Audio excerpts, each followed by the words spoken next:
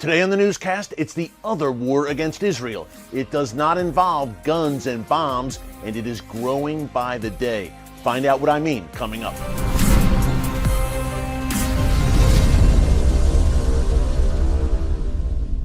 Hey folks, Erick Stakelbeck here. Welcome to the Watchman Newscast.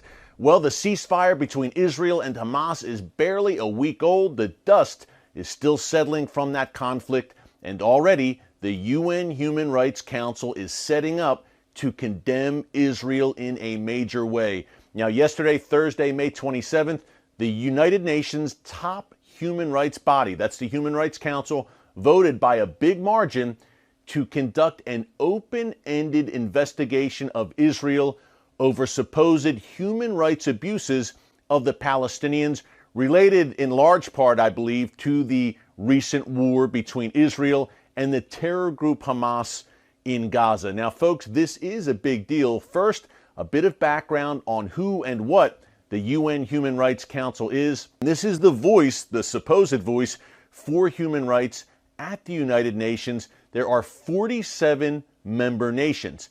Now, in 2018, the Trump administration pulled the United States out of this council due to its anti-Israel and anti-American bias, which has been so prevalent over the years. The former Secretary of State Mike Pompeo called it a shameless exercise in hypocrisy.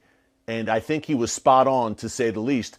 But that's the background. The Biden administration is looking to re-enter the council in 2022. Apparently, they believe they can transform the council from within.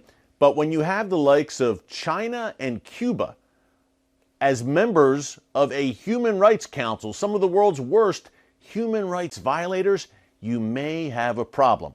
Now, this is part of a larger problem when it comes to Israel and international bodies. We'll get into that more in a second, but let's break down yesterday's vote tally at the UN Human Rights Council. We have it here. 9 countries, only 9 nations on this 47-member body voted saying, hey, we should not conduct this investigation against Israel. Austria, Bulgaria, Cameroon, the Czech Republic, Germany, Marshall Islands, the UK, Uruguay, and Malawi, God bless them, voted against this insane investigation into Israel. Some nations sadly abstained, including Western nations, which should know better because Israel is a Western, open, tolerant democracy. Denmark, France, and Italy were among them, the Netherlands. Also, India and Japan, which have been allies of Israel, they all abstained. They took a pass here. They could have taken a strong stand in favor of Israel and said no to this bogus investigation, but they chose just to abstain. And in terms of who voted for it, by the way, it was 24-9 in terms of the votes for this investigation, 9 votes against it. And again, the rest of these nations just took a pass, took the easy way out, and abstained from voting. The usual suspects, China, Russia, Cuba, Venezuela, Pakistan, all voted in favor of this investigation. And again, if this is a human rights council, why are some of the most notorious human rights violators on this council and having a vote against a democratic nation like Israel? Now, folks, this is unprecedented. To give you an idea, this is a permanent commission of inquiry at the UN. This has never happened before in the history of the UN Human Rights Council. North Korea, Syria, Iran, China, nope. Only Israel is subject to this permanent commission of inquiry. What that means is, again, it is open-ended. It can look into, I guess, past conflicts dating back to 2008, 2014, and so on that involved Israel and Hamas. And of course, the most recent conflict that we saw the ceasefire for last week. But again, this is unprecedented at the UN Human Rights Council. And you see the fixation on Israel very clearly. Now, Israel understandably called this a sham. They called it shameful, a disgrace. From the Israeli Prime Minister Benjamin Netanyahu and other Israeli officials on down, they said, we will not participate in this UN Human Rights Council probe, nor should they, because it would only legitimize this sham that the UN is trying to impose on Israel. Another note here, also yesterday, the top human rights official at the UN, Michelle Bachelet, said that Israel may also be guilty of war crimes, again related to the recent conflict, and said that Israeli airstrikes disproportionately and indiscriminately targeted Palestinian civilians. Now, folks, this is patently false. We've talked about this again and again on the newscast over the past few weeks. We have laid out for you how the IDF, the Israel Defense Forces, goes to extraordinary lengths to avoid civilian casualties, to the point where if it is ready to carry out an airstrike against a Hamas rocket launcher, which is killing Israeli civilians, and there are Palestinian civilians in the area, the IDF at the last minute, in many cases, will call the airstrike off. Not only that, the main root of any civilian casualties on either side, Israeli or Palestinian, is the fact that Hamas not only fires rockets indiscriminately, as the UN human rights chief said, but intentionally positions those rocket launchers in densely populated civilian areas where there are men, women, children, the elderly, used, again, intentionally and willfully by Hamas and the other Iran-backed terror group in Gaza, Palestinian Islamic Jihad. These people are used as human shields with no regard for human life or Palestinian life shown by Hamas and its fellow terror organizations. Not only that, hundreds, over 600 of these Hamas rockets, and they launched over 4,300 against Israel, by the way, in an 11-day span. Will there be a thorough investigation of that at the UN Human Rights Council? I will not hold my breath, but over 600 of those rockets fell not in Israel, the intended target, but fell inside Gaza and killed Palestinian civilians, including, we know, a family of 8.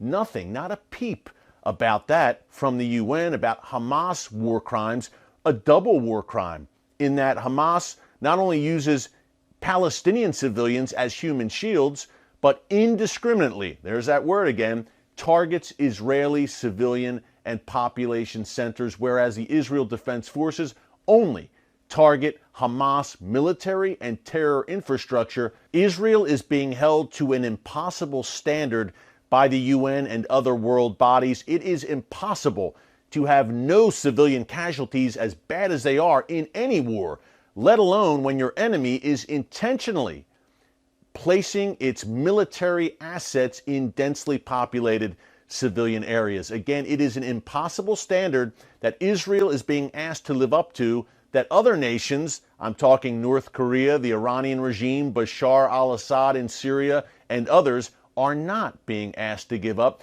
I said it on yesterday's newscast, and you can check it out in our archives. The world almost kind of blows past what Hamas is doing, the double war crime that I just discussed.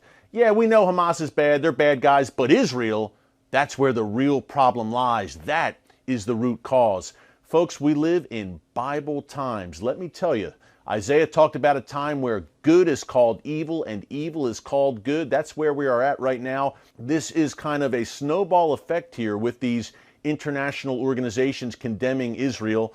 We have Amnesty International has accused Israel of war crimes. Human Rights Watch, same deal, accused Israel recently of apartheid. The International Criminal Court, ICC for short, also is going to conduct a war crimes investigation against Israel. And then we have, of course, BDS. Have you ever heard that acronym? You need to be acquainted with it. It stands for Boycott, Divest From, and Sanction the State of Israel. Basically, it is economic warfare against Israel. I said at the top, this war, and it is a war, it's a diplomatic war, a public relations war against Israel. It does not involve guns or bombs, but the end game is the same. The elimination, the complete discrediting of the state of Israel and the legitimacy of Israel and its right to exist. These forces seek to isolate Israel and make it a complete pariah on the world stage. Now, you might ask yourself, and I've asked myself this frequently over the years, why the complete obsession? I think we can use that word, the complete obsession, the absolute fixation on Israel by the nations of the world and the UN in particular. Hey, since the UN was founded in the 1940s, it has passed more resolutions against Israel than any other nation. Folks, wrap your heads around that for a second. More resolutions against Israel than the Soviet Union, Cuba, Mao's China, Saddam Hussein, Bashar al-Assad, Muammar Gaddafi, the list goes on. More resolutions against Israel than all of these bad actors on the world stage, dictators, tyrannies. Isn't that telling? If this has no spiritual component at all, why is the world completely obsessed with this tiny nation, the size of the state of New Jersey? Think about that. Surrounded by hundreds of millions of people who want to wipe it off the map, but the world is fixated. There are so many wars and conflicts and human rights violations and war crimes unfolding in the world right now, including right at Israel's northern doorstep in Syria, where we just saw a genocide unfold with some 500,000 people killed during a brutal, bloody, long civil war. But the attention again and again is on Israel. Forget about the Hamas rockets. Israel, indiscriminate, disproportionate. Why? Folks, because, as I mentioned, this is indeed a spiritual war. I think we can find a clue to what is really going on in the book of Deuteronomy, chapter 28, verse 13, when God Almighty tells the people of Israel, I will make you the head and not the tail of the nations of the world. So bank on it, look for it in the days to come. Israel will be at the center of the world's attention, in particular, the city of Jerusalem. Those days are here. Hey, thanks so much for joining us this week on the Watchman Newscast. Have a great weekend, and until next time, God bless you. And remember, never